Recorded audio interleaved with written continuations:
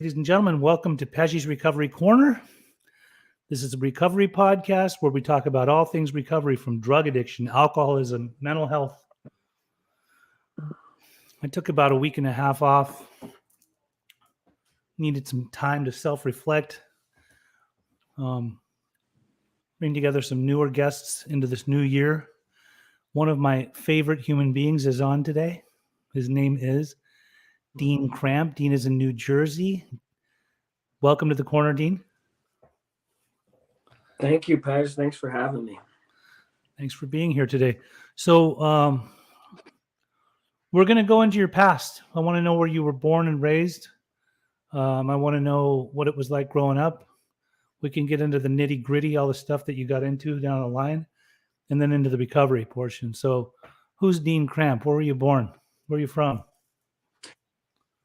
I was actually born in Warsaw, Indiana, which I didn't even discover until I was about 13. But my parents, my dad had a job in Indiana for about 6 months. And during that time, I was born there. When I was 3 months old, we moved to northern New Jersey, about a half hour outside of New York City.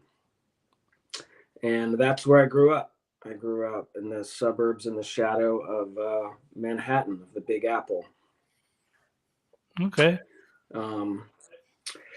I was, I was a very rambunctious kid. I had an older brother who was about 7 years older than me. And, I grew up in the shadow of him, like most younger siblings. Early on, I turned out to be the black sheep of the family. And I don't know if that's because my mom babied me so much, because I was the baby of the family, but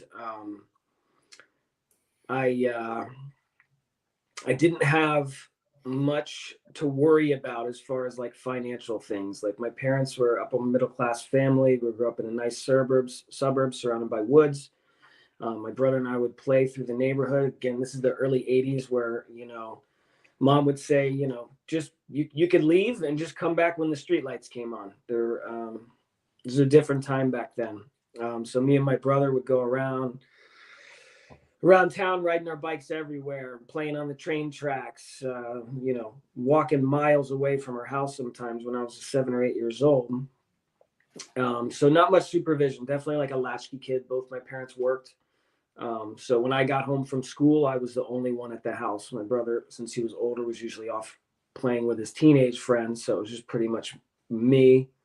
My mom would always leave recipes out for me to prepare dinner. So I had like some responsibilities early on. My parents were very strict as far as what chores, to take the garbage out, mow the lawn. I was mowing the lawn by the time I was like 6 years old.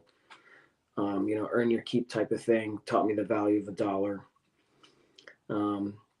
But still very curious. Early on was the type of kid who, if you told me not to do something, I had to find out why for myself. Hiking with dad, don't eat those berries, they're poisonous. I'd put a handful in my mouth just to kind of see what would happen to me, type of thing. So early on, I could definitely see my alcoholism come out. Funny story, when I was in kindergarten, when I was 7 years old, our next door neighbor was an OBGYN, and he threw away a bunch of samples of birth control pills. And, I fished them out of the garbage and I sold them to all the kids in the neighborhood for $1, telling them that it was candy. And my mom gets a phone call from one of the moms saying, "Do you know your son's selling birth control pills to all the kids in the neighborhoods, telling them it's candy?" Oh my God. Suspended from school in kindergarten for selling fireworks on the back of the bus to all the sixth graders. Like, had my hustle on early on at 6 years old. So my mom definitely knew she had her hands full with me early on. Okay. And when you say like you became the black sheep, was it just because you were mischievous? You were, more daring? Was your brother this way? Did you mention? My brother was not this way. My brother's an actor, and since he did his first school play, he knew that's what he wanted to do. He had drive, he had focus, he knew exactly what he wanted to do with his life. Whereas me, I was undeclared.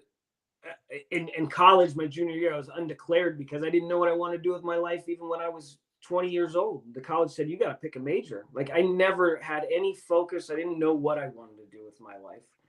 And as far as, I was early on, diagnosed ADHD, and my mom was a learning disabled teacher. So by the time I was 7 years old, she had me on Ritalin. So I was, as a lot of people know, that, Adderall and Ritalin is one hydroxyl molecule away from methamphetamine.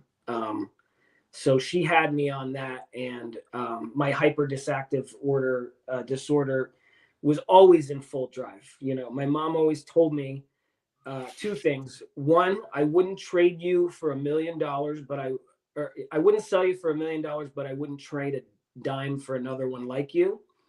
And she always told me that I certainly marched to my own drummer, which, if everybody in the school was doing something that was hip, cool, like everybody was doing the same thing, my idea was to do something completely opposite and different, no matter if it was negative or positive, to stand out from the group. I had to be the center of attention. I was always the class clown. A lot of notes home from school teachers saying Dean can't sit still. Dean's always making everyone in the class laugh. And in 5th grade, my mom yanked me out of public school and put me in a private school that she taught at with, the crest, tie, suit, jacket. This is Northern New Jersey. So I did go to private school, and a lot of wealthy families. Obviously I had a free ride there because my mom worked there, but a lot of kids, a lot of sanitation worker parents, like Sopranos type of thing. I remember going to some friend's house in that era, and marble stone floors in the entryway, and a lot higher class, wealthy family than what I was used to. Parents would just buy them whatever they want. I would go shopping with my friend and his parents would buy me whatever I wanted when I was with them. Always learned to manipulate early on in my life. If I want something, I could figure out a route how to get there through any means necessary, whether it was manipulating neighborhood kids, friends, family, teachers. My mom had me in therapy when I was 7 years old. I started seeing a psychiatrist when I was 7 because my mom didn't know what to do with me. And that young of an age, you were already when I first learned how to manipulate psychiatries, which I did my whole life until I finally got sober and got honest with myself. So that young, she had you in to see a therapist. Wow. Mm-hmm. Yeah. So usually when somebody's diagnosed with ADHD or, ADD as a youngster, it's because they are hyperactive. And the point of being on that type of medication like Ritalin is to calm them down, as opposed to an adult that gets prescribed it. They usually get prescribed as an adult to be able to focus better and be more centered. So it's kind of a trip how it takes different effects for a kid that's, kind of loud and hyper and kind of out of his mind a little bit. And then on top of that, like it calms down the adult. It's also, and we'll talk about this a little bit later, but it's a trip that I've worked in a lot of treatment settings and talked to a lot of people that became full-blown addicts, and I asked them, were you ever diagnosed or were you ever prescribed Ritalin as a child? And a lot of them say yes, which then makes me start to wonder, can that develop a dependency for certain individuals to be able to, in order for them to be feeling well, they have to always use some kind of substance, and the start of it could be from Ritalin, for some, depending, not to say like the addict gene doesn't exist. There's a lot of people that believe in the addict gene and some that don't. I do believe that it can be genetic. It definitely skipped a generation in my own upbringing. My parents were not addicted to drugs or alcohol for that matter. My dad drank casually, but I do know that my grandfather in Iran was a full-blown opium addict. And so it skipped a generation. And some of my cousins that live in Iran that I don't even know or barely know all became heroin addicts. And then over here on this end, me and a few other siblings dabbled and got into some heavier stuff too. So interesting how much we have in common too, when you talk about, being able to stay out until the street lights come on, and it was a different time. Then we have so much in common. The class clown, that becomes a common thread around here when we talk about what our upbringing was and how we were troubled from a very young age. So you then were just basically growing up in Jersey all throughout your adolescence. What did you start dabbling in? Like, as part, how long were you on Ritalin, first of all? So I was on Ritalin from 7 years old to 17 years old for 10 years. So pretty much my whole youth and adolescence. And then why did And you it get wasn't until I said, I went to my mom and I said, I don't need this anymore. I remember, I mean, it did work for me. I would take it and I would be focused and my grades improved. But again, I don't know, you know, I have an 8-year-old son and my mom, you've met both my parents. Yes. Several times. And as you know, much like yours, they're not addicts. They can enjoy a glass of wine with dinner and stuff like that. I'm pretty much the only one in my immediate family that has the disease. But she urges me to get my son. You've met my son as well, who is much like me when I was his age. And I refuse to put him on that, knowing what happened to me. And part of it's like, when I was younger, I kind of felt like I was a robot, you know, like I took that pill and I focused and I went to school and it kind of took away the flair of who I naturally was, I believe. My son he's much like I was. And, you know, looking up to a lot of the people that I look up to, people like, you know, Robin Williams and stuff like that, who have this anxious energy that they used in a positive way and channeled it to something that they could make a career out of, is more of what I don't want to change my son to who he is. I'd rather have him find something he can channel his energy towards in a positive way instead of taking a substance outside of himself to make himself conform to what, you know, the ideal of society says. I mean, my grades definitely improved. It wasn't until I was 17 till I said to my mom, I don't want to be on this stuff anymore. I had no appetite, lost a lot of weight. And I had to take myself off of that. So to answer your question earlier, as far as what I started dabbling in, you know, basic story, 13, sleeping over at a friend's house, parents are asleep. Let's raid your parents' liquor cabinet. My parents always threw dinner parties and stuff growing up. And when I did my steps the second time and I had to trace back my whole drinking history, I did realize early on at the age of 4, because my brother was 7, he was 12. So he's starting to experiment with a 7-year-old older brother. And I'm looking up to him and I want to do what he's doing. So he's sneaking glasses of half drank a glass of wine at these dinner parties. I'm doing the same at 4 or 5 years old.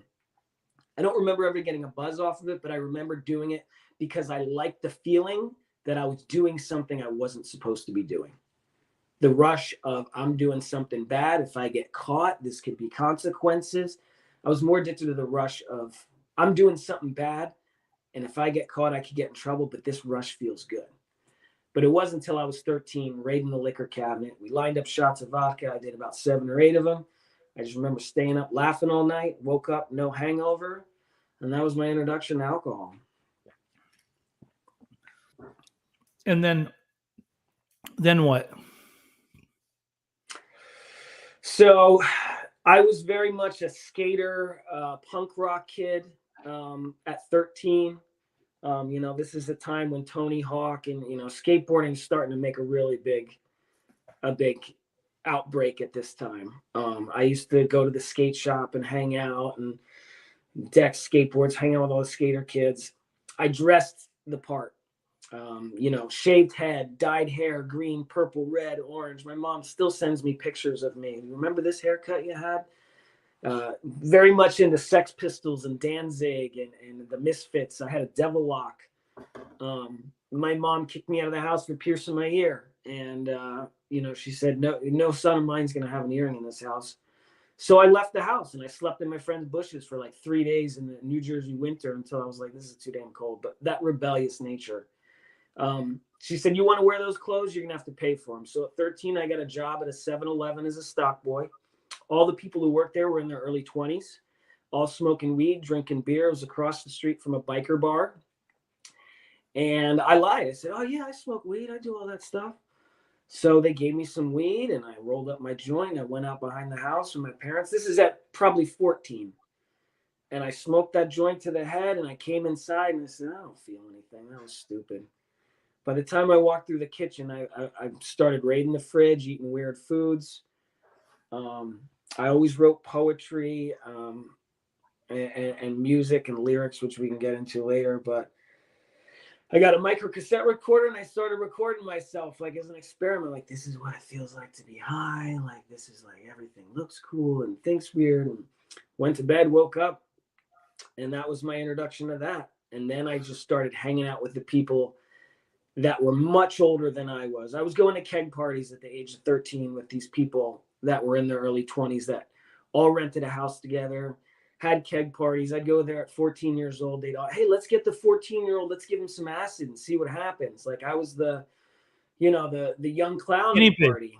And I loved it. I mean, these older kids thought I was cool, and I was 14, and that made me feel accepted, and that made me feel like I was part of a crowd. Because the kids my age didn't understand me. They weren't experimenting with weed and LSD and stuff at that age. They were playing with GI Joes and stuff like that. And my mom always said, you got an old soul, you're old for your age. And a lot like later people, when we're younger, we can't wait to get older, and when we're older, we just wish we were young again. And that's, I liked hanging out with the 20-year-olds. I like getting picked up in a beat up 88 Cutlass Supreme by some older kid from the bus stop, and everyone's like, Dean's 14, what's he getting picked up at a bus stop by a 20-year-old driving him to school? But that made me feel cool. Like, people were talking about me, whether it was positive or negative. Yeah. I had kids that are like, you keep this up, you're going to be a drug addict. You're a drug addict. And I was like, what are these people talking about? But through that scene, I met a kid who lived behind the biker bar, and he used to go to the South Bronx, which in the early 90s was not a safe place for an upper middle class white kid from northern New Jersey. But he said, you can get big bags of weed there real cheap. And we would go there, and you'd drive up, and all the kids would run up to your car, and they'd be like, I got crack, I got heroin. They'd be yelling the names of the bags of the heroin out at you. And that was my introduction to everything. So within smoking weed, within 3 months, I had done crack, heroin, cocaine, LSD, like you name it. We're here, more people drink. I needed, where can I take this to the next level? So I'm doing heroin by 15. I didn't shoot it. I said to my friend, what are you doing heroin for? He's like, you can sniff it. And I was like, oh, I'm down. And so by 15, I pretty much tried everything. Okay. So, and that was obviously China White. That's what was back east back then, right? Still is. Correct. Still is. As far as, were you living at your parents'? I mean, she kicked you out. Where were you living during this time? No, so that was just the earring thing. I took the earring back and went back home. Like I said, I had an older brother who paved the way. So by the time I was doing that stuff, Mom was just like, boys will be boys. That's what teenagers do. I'm telling her I'm sleeping at friend's house, and I'm sneaking into the city, and I'm going to the Limelight, the Tunnel, the Muse, the Palladium. These are big rave clubs back in the early 90s. And the city wasn't I know far. you dabbled in the city no, was I'm 25 minutes from New York City. You just have to go across the bay, or what was it? George Washington Bridge, Lincoln Tunnel. They call us the Bridge and Tunnel crowd. Oh, the tunnel. Yes, the tunnel, Lincoln Tunnel. Mm-hmm. So you hop in, all the Jersey kids pile into a car, and Mom's minivan, and we drive into the city. And techno music's big, and we're going to raves and abandoned warehouses. It was a happening time. And LSD and dancing all night long. My mom's thinking I'm sleeping at my friend who I grew up with house, who stopped talking to me probably a year prior. So you're still lying his about? Parents wouldn't let him hang out with me. And she but thought I was able to maintain somewhat of a grade average. I'm very good at deception, looking good on the outside for Mom and Dad, but underneath, I'm doing all this stuff beneath the covers. They have no idea what's going on. Yeah. Yep. So, all right, as you got into your later adolescence, I mean, you said you're already doing hard drugs, so the Ritalin's not really even serving its purpose because you're doing all this other shit anyway, right? Not to say that I'm a fan of Ritalin. I'm kind of against Ritalin for anybody, for that matter, because it is pretty much medical grade speed. But so into your later teens, did you graduate high school on time? I did graduate high school on time. And that was, when I was 16, my mom read my journal, and it said I dropped acid and stuff. And she told the school drug counselor yanked me out of class. They piss tested me. And as a result, mom figured out a way for me to get treatment for free, because now it's the public school who is addressing it. So I went to my first rehab outpatient at the age of 16 here in New Jersey, You know what's a trip? which I wasn't ready.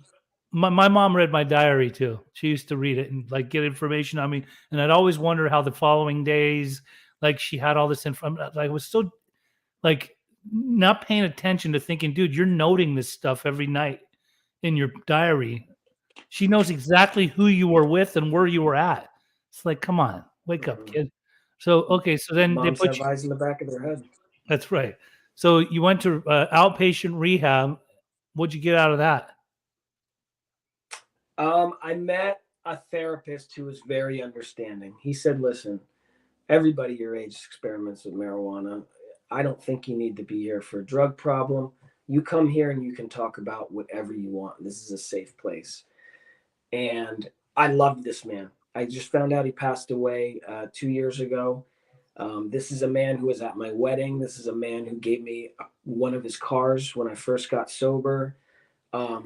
He would come in here and talk about whatever you want. I'd talk about my girlfriend. I'd talk about my problems, the underlying issues of why I did those things. So it definitely helped me, but I certainly was not ready to stop. I remember drinking.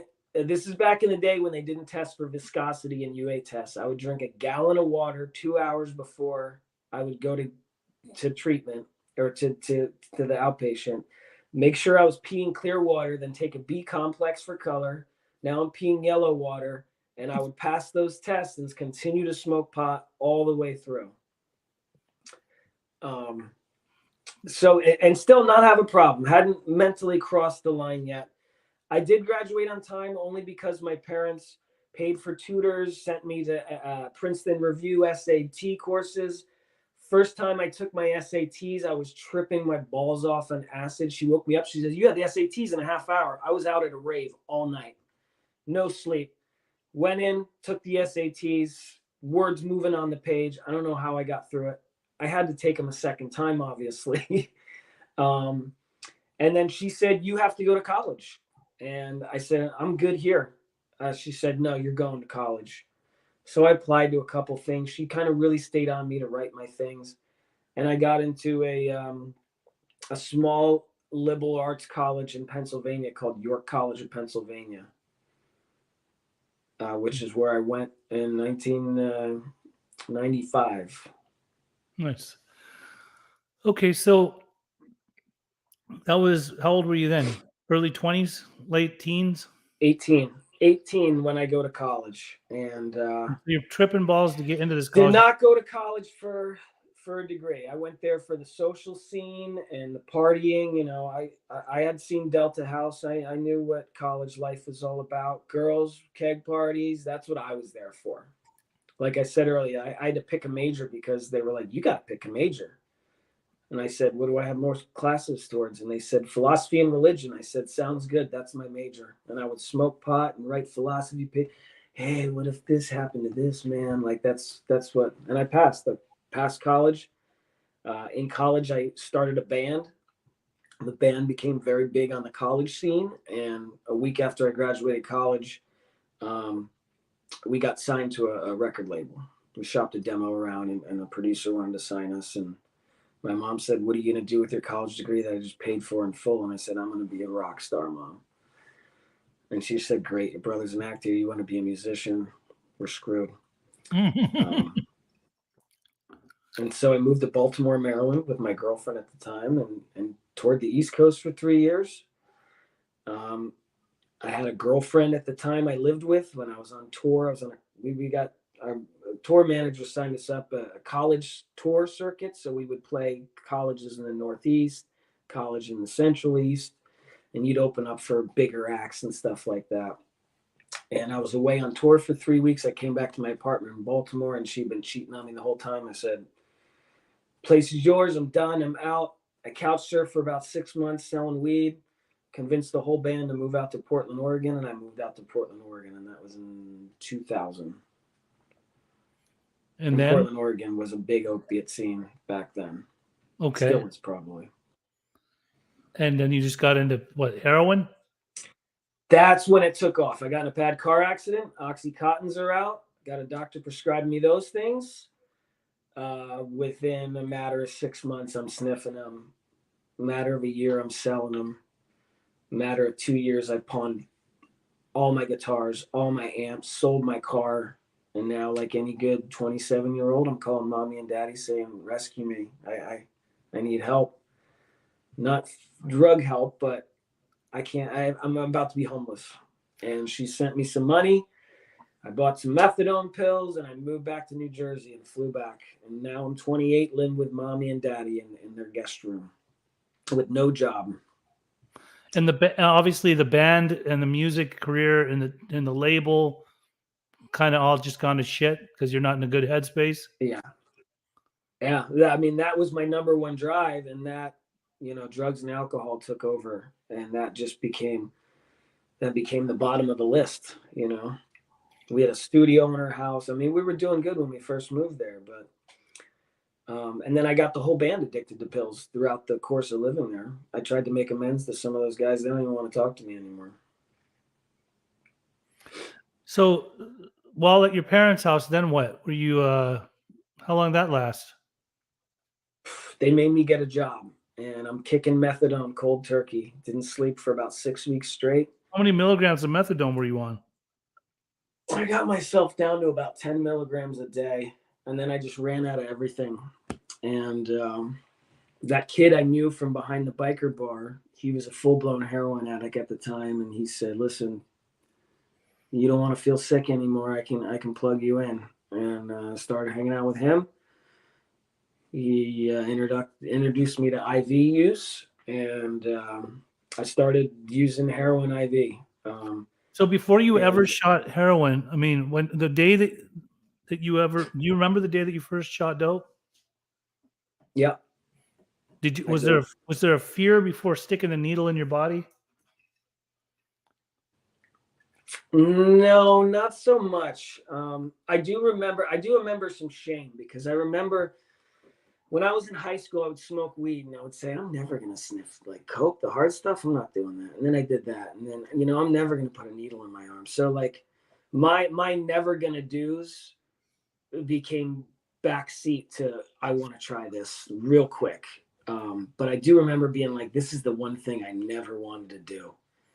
And I remember doing it, and I felt that rush and that high, and I was off to the races, like off to the races. And me, I'm never gonna drive down there because I could get arrested. I'm making daily trips down to Newark to cop dope in a car that my parents bought me. So how'd life continue on? Did you get married eventually, have a kid? Or yeah, so one of my mom's friends who had older grown boys who grew up in the 70s came to visit, and she said to my mom, your son's on drugs. And she didn't believe it, and she said, are you on drugs? And at that point I was dead. I said yes, and I need help. And she sent me to an inpatient rehab in Pennsylvania. Within 2 weeks, Mom, come get me, I'm better, I don't need this place. Which she did. Tried to juggle that for a little bit. Was the inpatient place called Karen? What's that? Was the inpatient place in Pennsylvania called Karen? No. I thought that's where you went. I forget the name of the place, but I needed to get my shit together, and I took the easiest, quickest way out, which was finding a methadone clinic and waking up at 5 a.m. and getting my drink, my methadone drink every morning. And I maintained my opiate habit, as I like to say, drinking methadone every morning to maintain. And I went to school, and I got I went to X-ray school, and then I got a surgical tech degree, all on methadone. Mm. Needed to get off the methadone. I met my wife at the time, and I switched from methadone to Suboxone. Had just come out, and it was like 2007. And I was on Suboxone for about 11 years, Suboxone maintenance for 11 years. How many milligrams? Married her. How many milligrams of Suboxone were you on for all those years? 16, two 8 milligrams a day. But that's, how many of those would I sell and buy heroin with? And how many of those did I actually keep for myself? I kept enough that if I ran out of dope, it would keep me from getting sick. And that's about it, So let me get this straight.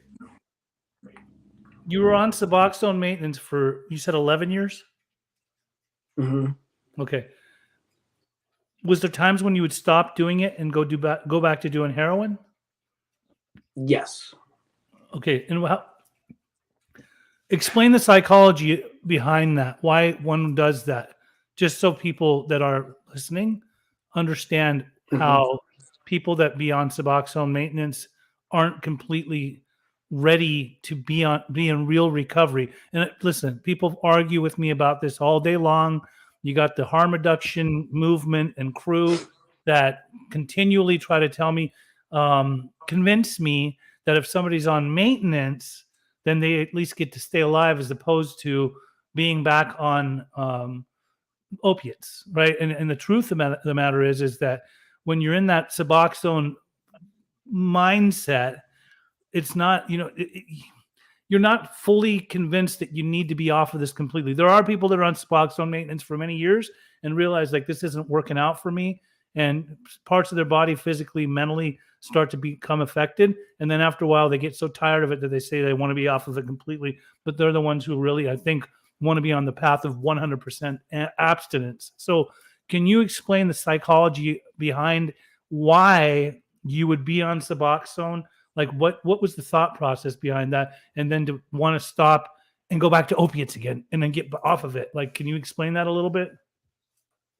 Yeah. So, I mean, I'm all for Suboxone maintenance, or not maintenance. I'm all for Suboxone. If you're going into treatment and you need something to help you curb your withdrawals for a couple weeks until you can get through that beginning few week stage, that's what I think Suboxone is used for. And this is me personally.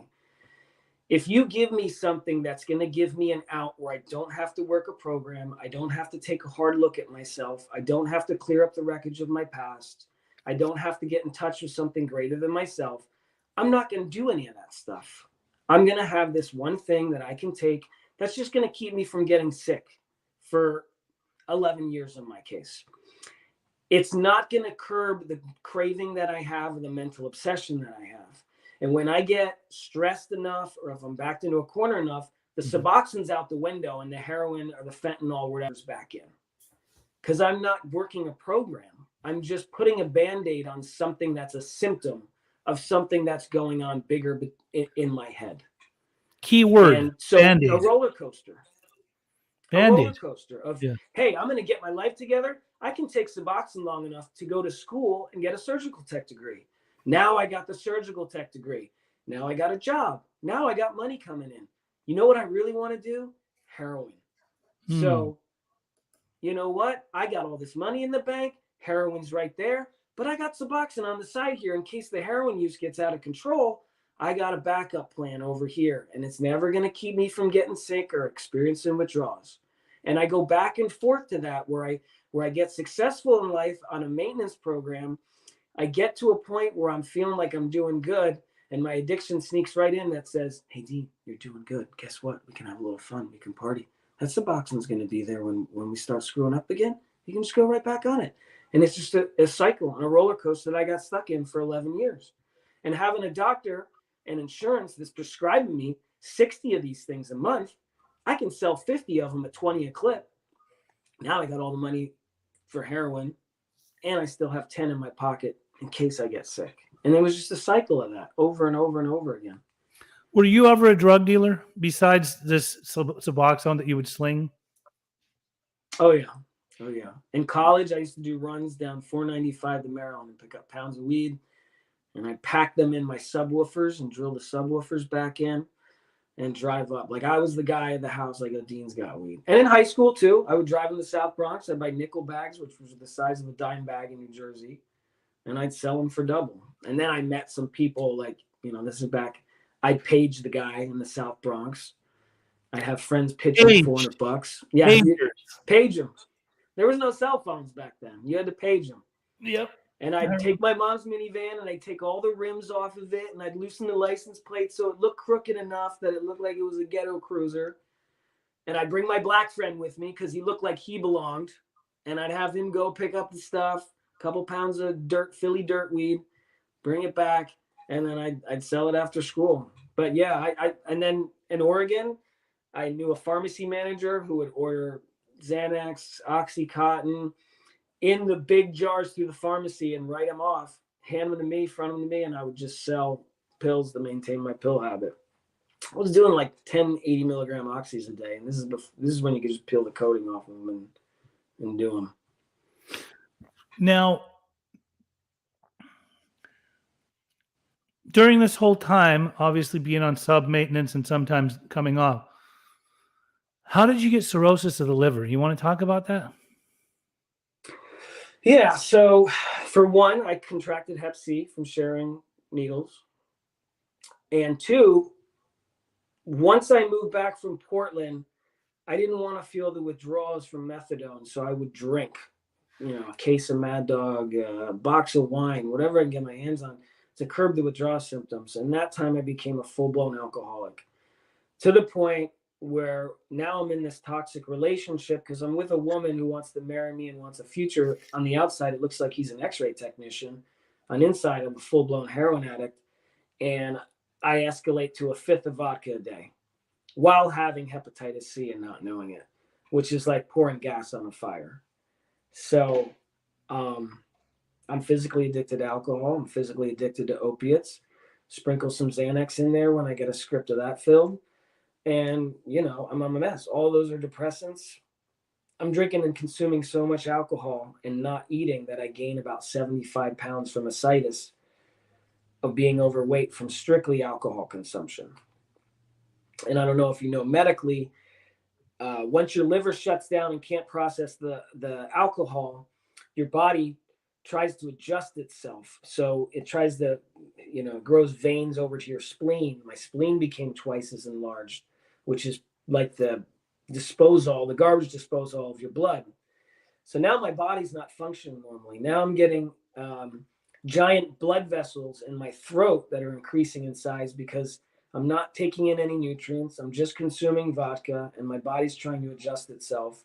I'm throwing up every morning, at least 3 or 4 shots before I can steady myself enough to hold down that 5th shot so the shakes go away. So then I can really start drinking, so that I can be calm enough that I can manipulate somebody. So then I can go and cop my heroin because I'm sick from that.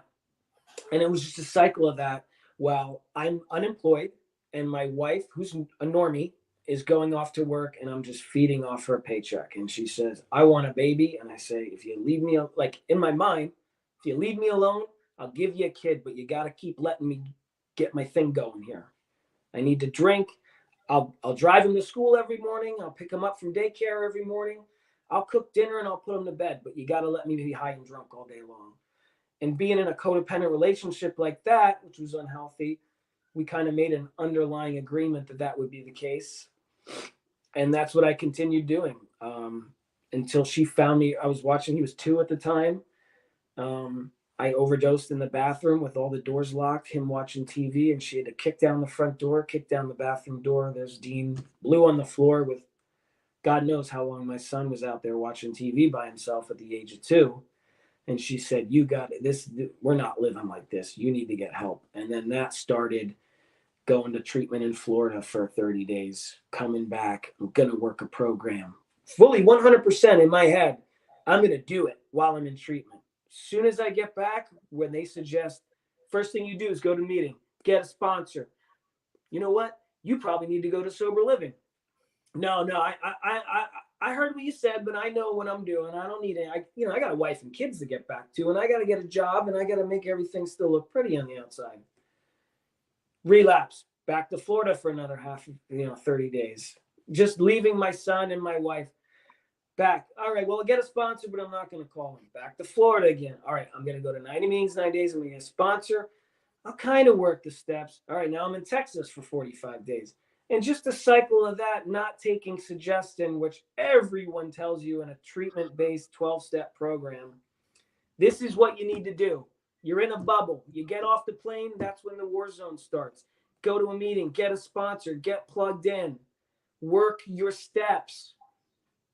You know what? I knew what I was doing, and I just kept falling flat on my face until I was fucking tired enough, and everybody around me says, we're done with you. No friends, no family. My wife, on the 5th time around, said, no more one more times. You're done. I'm driving to the airport.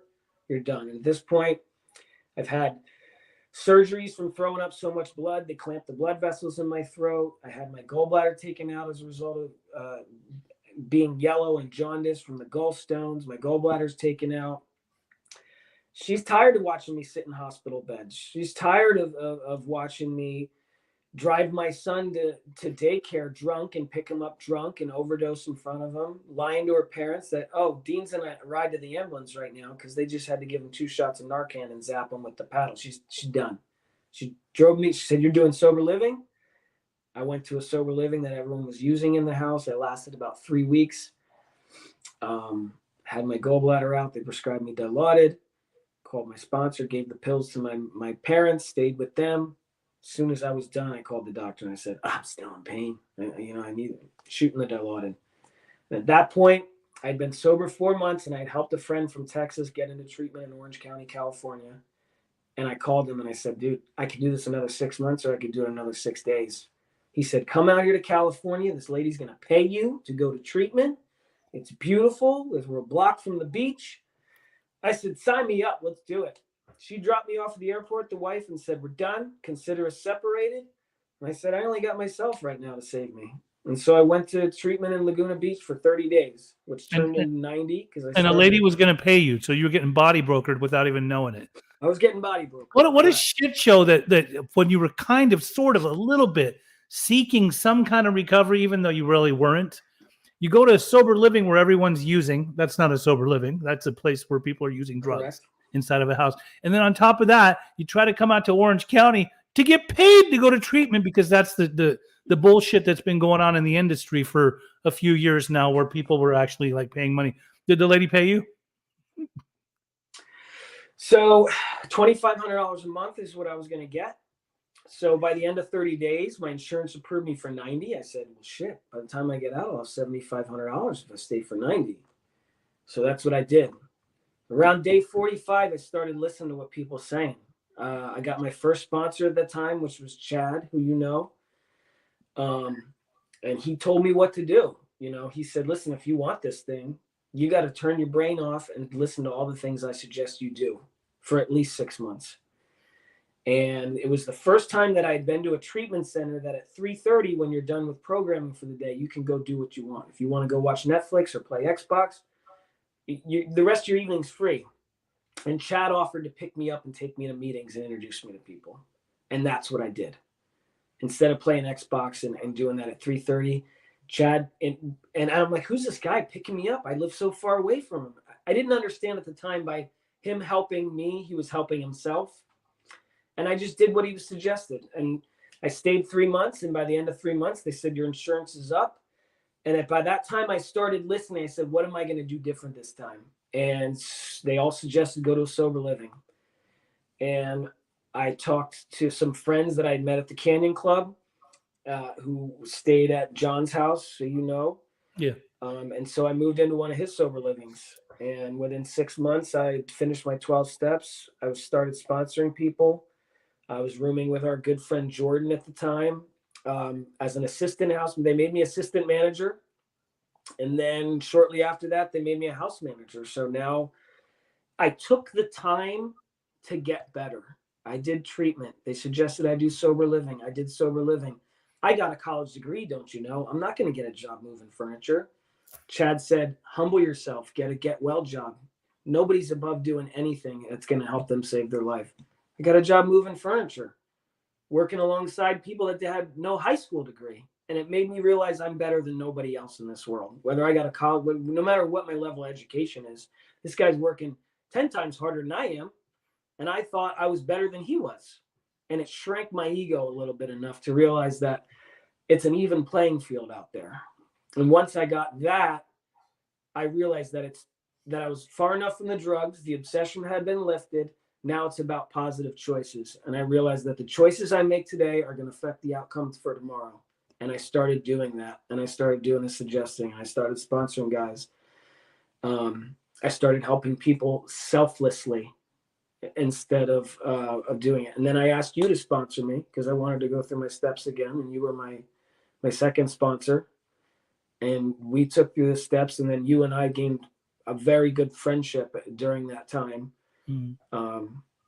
And actually start doing some business stuff together. And I thought you and I would be better friends. And so I picked Mitch to be my third sponsor, and that was during COVID, and I did my steps a third time. And I don't think everybody has to do their steps multiple times. For me, I do my steps, I take some time off, I'll go through all my steps again, because my concept in 1, 2, 3 of what God is different 2 years out than it was with 90 days, than what it is with 3 years. And I get to reconnect with, all right, what is my understanding of God? Anything that crumbs I left that I wasn't knowledgeable of, I can dig deep and say, all right, what do I got to do a 4th and 5th on? 6 and 7, what are my defects? I'm constantly pulling out of my jar every morning. Like this morning, I pulled out transparent. That's God telling me I'm going to be on Pej's Recovery Corner today and be fully transparent with this man, because what you say might help somebody else who's listening to the podcast. God does stuff for me today that I could never do for myself. I was homeless pumping gas in New Jersey before I left. And now I have a 6-figure income. I have a house. My son's got his own room here. I drive a nice car. I have a loving relationship with a woman. All things that I didn't think were ever possible when I was stuck in my disease. Because if you're new, you know what it's like. There's no way out. There's no way out. But you and I both know that there is a way out. And it's people like me and you reaching our hand down and saying, come on up, grab my hand. Follow me. I went this way. You go the same way. You can be better too. Here's what a couple of people have said on here today. Tom Sebring says, "Miss you, Dean." Carrie L jokingly says, "Getting paid to sit at the beach. Word. Let's go."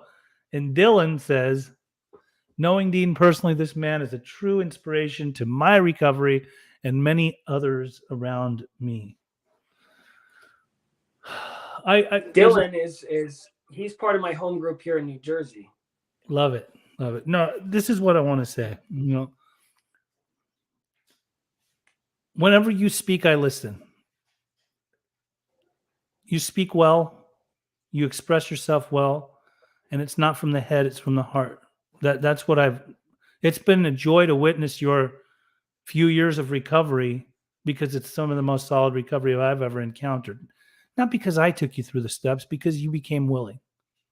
Because there's people like Chad that would demonstrate what real recovery was about by giving of themselves selflessly and picking you up and making sure you get out somewhere. I used to have a counselor in rehab that would say, don't masturbate with your recovery. Sitting home or sitting in sober living and just watching, Netflix or playing video games all day, there's no fucking recovery behind that. It's like, there's no way. I can't waste my life anymore. I wasted my life enough before I got here. And I'm talking before I even did drugs, by being in video games or being in movies or being in TV. And it's nice. Everything should have its own place. Great. There's some people that can manage their time well. But when that becomes an addiction within itself in recovery, it's a waste of your recovery. You took this thing by the horns. I watched you as a newcomer. You'd sit in the rooms and you'd listen. You learned to listen and you listened to learn. And over a period of time, you realized what was important for you. All that shit that was a hang up for you before, where you thought, I don't need to do this. I got to get back to my wife. I don't want to work the 12 steps. I don't want to go to sober living. You and I see this every day these days with people that were us at one time that are absolutely opposed to really taking this way of life. The ones that want to stay on Suboxone maintenance, methadone maintenance, the ones that have had countless relapses and they want to go back to the respective homes and their jobs that they're already on, their jobs are on the line. They may be losing their jobs soon, but they think that this time they can do this, and they go and isolate and disconnect themselves again, right? And we try to tell them everything that's good for them, but it's up to the individual to make that decision. I talk to people on a national level, as you know. Due to my TikTok and my Instagram, I have a lot of people and YouTube, are hitting me up for help. We got people on a national level that are hurting and dying, and not all of them have the luxury of going to a rehab. A lot of them don't have. They have state insurance or they have no insurance. So when I hear this from them, the thing that goes through my head is, first of all, I must try my best to help this individual get completely detoxed. But then also, what's going to happen after they get detoxed, or if they do go to treatment, or if they go to short-term treatment or long-term treatment? How do you stay stopped? What are you going to do after that? I know how. I know what works for me and many others. So that's all I can teach them or tell them or guide them into doing, right? But it's up to them to make the absolute decision to do that. Because a lot of people will fall off. A lot of people will go to detox. They'll get cleaned up. They think, okay, I'm good. A lot of people will go to treatment, do some treatment, the individual therapy, the group therapy, all the outings and everything that comes along with that. They get their life back, and they get their wife back, they get their husband back, they get the job back, they get the house back, they get the kids back. But they choose not to continue enlarging on their spiritual life. They choose not to continue working a program or whatever it'll take. I mean, there's many different ways of getting sober, but how are you going to stay stopped? Because remember, as Einstein said, you cannot fix the problem with the same brain that created it, right? I think that, I don't know if that's the exact words that he used, but point being is like, we never want to forget where we came from. And we also want to come to terms with the fact of that person that was using and drinking, something was wrong within them, within their soul, that they would turn to drugs and alcohol that hard. To hear you're a fucking walking miracle. Cirrhosis of the liver, hepatitis C as a result of shooting dope and sharing needles, countless vain attempts, so many times that you've attempted to so-called like get sober, but you weren't super busy, like you weren't super ready at the time, and then to come and just completely revamp and rechange your life to becoming the man that you are. You are deserving of a loving woman, a woman that you can express the love back to. The friendship I have with you, you show me love like a true friend would and should, like almost more than anybody that I've ever met before. There's only a handful of friends that truly love me and recognize my friendship and my love for them, and you're one of them, and I appreciate you. I think this is wonderful. People do get to live, because I sit here and I listen to you talking about overdosing in your bathroom in your house, or being drunk and taking your kid to school. And you think about all of the other people that have lived that type of lifestyle that we later then hear about them, or go and see their Facebook wall, and a lot of their friends will come on and say, gone too soon, or another one lost to this disease. I hate this fucking disease. I hate this fucking disease. And I think to myself, did they have the chance and the opportunity to get well? I believe they did. Did they give more power to their ego, their alcoholism, their addiction? Well, of course they did. I mean, that's why they perish the earth, because they're not giving power to what's more important, and that would be soul-based. That would be doing the right thing. That would be having integrity for yourself, or learning to have integrity for yourself so that you can learn to have integrity for others. So many people are afraid of the process, the steps. You so eloquently broke it down. You said you didn't want to come and do the hard work that it's going to take to really do that inventory and take a look at myself and be honest with my innermost self, right? Like, of course not. A lot of people, they know what lies within the steps. Some people have no idea what the steps are supposed to do for them. I'll give them credit. Like they just don't know. So they're just afraid. But there's people that know. There's that, that searching of, that fearless search of inventory that they have to really do, and go deep within themselves and see, like, what is it? Like, what is wrong with me? What have I done to people? How much have I hurt people? Am I ready to take responsibility? Am I ready to change my life and who I am? And in interacting with you, I know that you're not on your way out. You're here to stay, and you're helping a lot of people.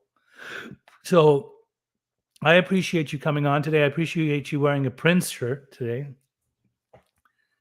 And I love and adore you. Is there anything you want to say as last words that would be like some kind of hope that you could put out there in the universe towards anybody that might be listening? Yeah, I mean, it's something like you were saying before of like, did they have the opportunity? Did they have the chance?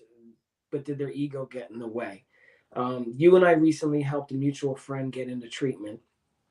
And when that person tells to me, no, as soon as I get out, I'm going back to my apartment by myself. You and I both know as soon as we hear that, it's the relapse has begun. Yeah. And that's the ego. No, I can do it this time. You have to take time to get better. And you have to do a lot of stuff that your head's telling you is not a good idea, but that's your ego telling you it's not a good idea. The job is going to be there when you get out and when you're better. And you know what? 90% of the time, the job's going to be even better than the one that you were trying to hold on to. The relationship is going to be that much better than the one you were trying to hold on to. I was in a failed marriage. I was pumping gas. All these things that I thought I had to hold on to. I took 3 years living in California to get my life better. I now have a house. My son I have on the weekends and a day during the week. I'm better friends with that wife I was telling you about now than when we were married. She comes over for dinner and the three of us have dinner.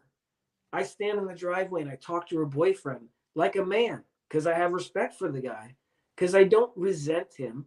I'm not angry at him. I have the tools to let all that stuff go because I took time.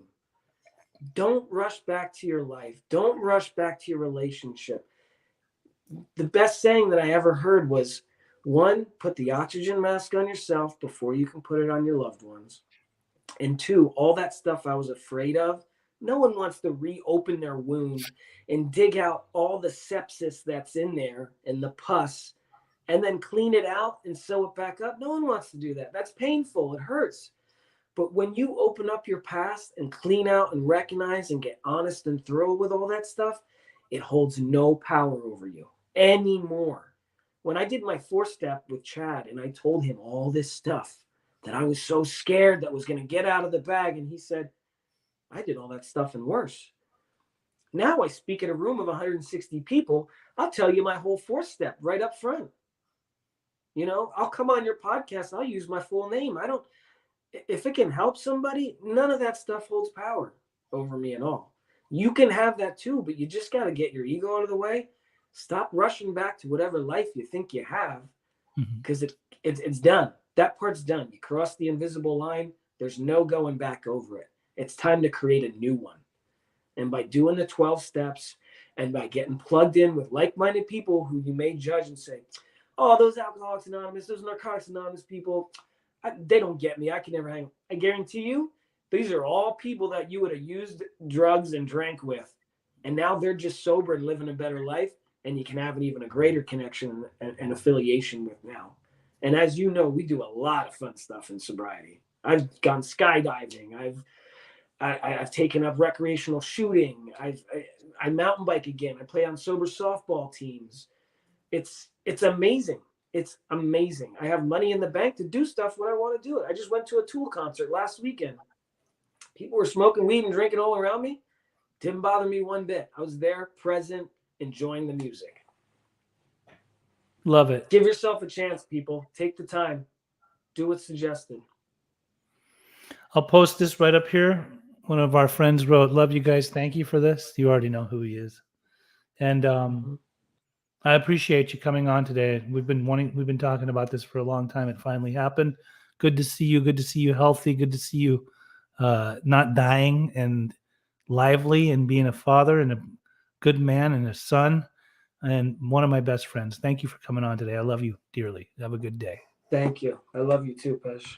Appreciate you. Bye-bye.